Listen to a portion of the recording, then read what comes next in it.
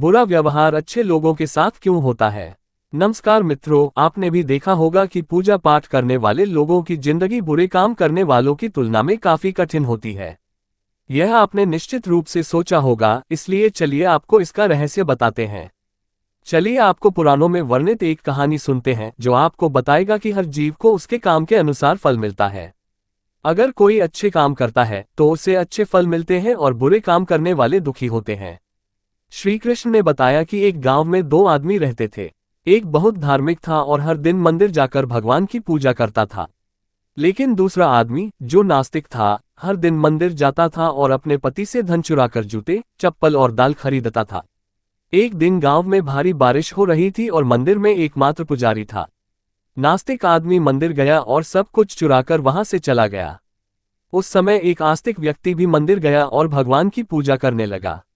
मंदिर के पुजारी ने उसे उसी समय देखा और उसे चोर समझा। वह गांव के बाकी लोगों से बचकर भागने लगा। वह वहां से टकरा गया और घायल हो गया। मंदिर में चोरी करने वाला व्यक्ति आस्तिक को मिला। कल बीतने पर भी करोड़ पाप कर्म से नष्ट नहीं होते। जब दोनों मर गए, आस्तिक व्यक्ति ने यमराज से पूछा कि उसके साथ ऐसा क्यों हुआ। यमराज ने कहा कि अगर तुम पर झूठा आरोप लगाया गया तो तुम मर जाओगे, लेकिन तुमने अच्छे काम किए तो बच जाओगे। यमराज ने कहा कि उसके भाग्य में एक राजा बनना लिखा था, लेकिन उसे ने अपने पापों के कारण वह सिर्फ एक छोटे से चोर बन गया। मित्रों, शास्त्रों में कहा गया है कि पाप कर्म के बिना भोगे गए करोड़ों का नाश नहीं होता। अगर कोई पाप करता है तो आज वह खुश हो सकता है, लेकिन कभी कभी उसे अपने पाप का फल भुगतना पड़ेगा। ये भी एक कहानी है कि एक बहुत पापी व्यक्ति एक रास्ते से जा रहा था और उसे बहुत सारा सोना मिल गया। उसी रास्ते से एक अच्छे आदमी जा रहा था, उसे एक कांटा लग गया और वह जमीन पर गिर गया। उस स्थान पर कुछ लोगों ने सोचा कि यह बहुत गलत हुआ और दोनों आदमियों की कुंडली ले जाकर एक पंडित को दिखाए। पंडित ने कहा कि पापी व्यक्ति का भाग्य राजा बनना था, लेकिन उसके पाप के कारण अब उसे सिर्फ इतना सोना मिला है।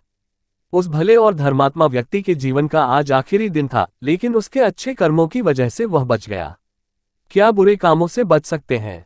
शास्त्रों में कहा गया है कि हर व्यक्ति को अपने अच्छे और बुरे कामों का परिणाम भुगतना होगा। नेक कामों से अच्छे फल मिलते हैं और बुरे कामों से बुरे फल मिलते हैं। हमें अच्छे और बुरे दोनों कामों का परिणाम भोगना होगा। भगवान श्री कृष्ण ने भगवद गीता में कहा कि कर्म की गति को समझना आसान नहीं है।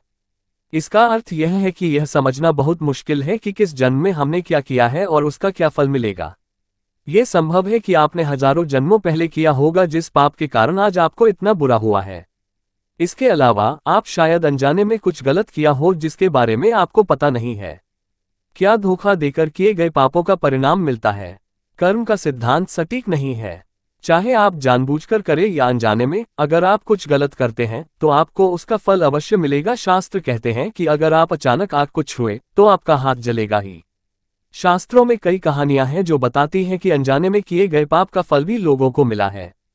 पांडवों के पिता महाराज पांडु की एक कहानी है कि उन्होंने एक हिरण को तीर मार दिया था। वे उस समय नहीं जानते थे कि एक ऋषि ने हिरण का रूप लिया था और उनको श्राप दे दिया था, जिसके कारण वे बाद में मर गए।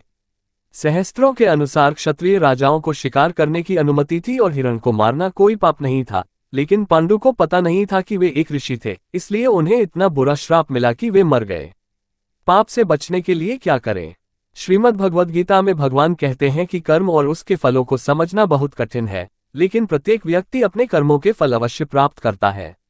श्रीमद् भगवद गीता के अध्याय 18 में भगवान श्री कृष्ण ने कहा कि सभी धर्मों को छोड़कर